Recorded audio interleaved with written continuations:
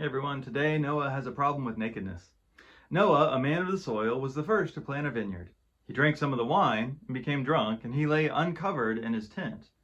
And Ham, the father of Canaan, saw the nakedness of his father and told his two brothers outside.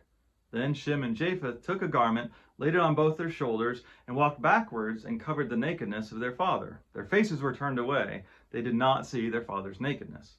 And when Noah awoke from his wine and knew what his youngest son had done to him, he said, "Cursed be Canaan, lowest of slaves shall he be to his brothers." He also said, "Blessed by the Lord my God be Shem, and let Canaan be his slave. And may God make space for Japheth, and let him live in the tents of Shem, and let Canaan be his slave."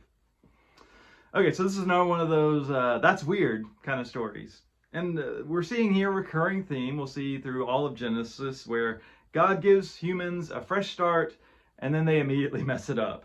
So Noah's been saved through the ark, and then he immediately gets drunk and has some weird family drama. It's interesting that he doesn't really present Noah's drunkenness as a sin. It's probably pretty foolish. And, if you were stuck in a floating box with every animal on earth for that long, I don't know, you might do the same thing. But the bigger question here really is, what did Ham do exactly to deserve this curse? It doesn't seem like it's a big deal, and Noah really seems like the one that's at fault. So one question is, does seeing his nakedness have another meaning? If you go to the book of Leviticus in chapter 18, uncovering nakedness is actually a euphemism for sex.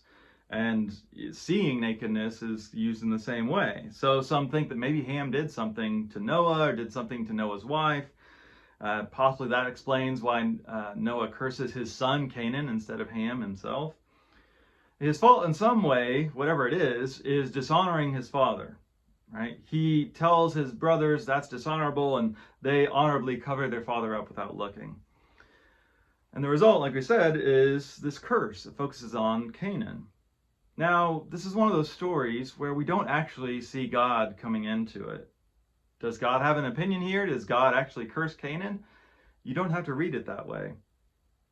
And I think that's important because there is an unfortunate, again, racist history to the way that the story has been read, that Canaan somehow was marked with black skin, and that's why those people deserve to be enslaved, right? That is the worst example of reading into Genesis with our own questions, and you get horrible results.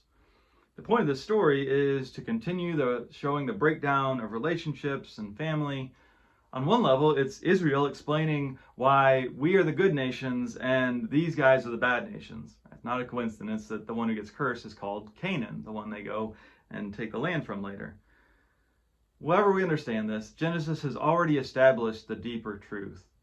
All human beings are made in the image of God. It doesn't matter what family you come from. It doesn't matter what color your skin is. No matter what some ancestor did in a tent millennia ago, every human being is worthy of honor and respect and equality.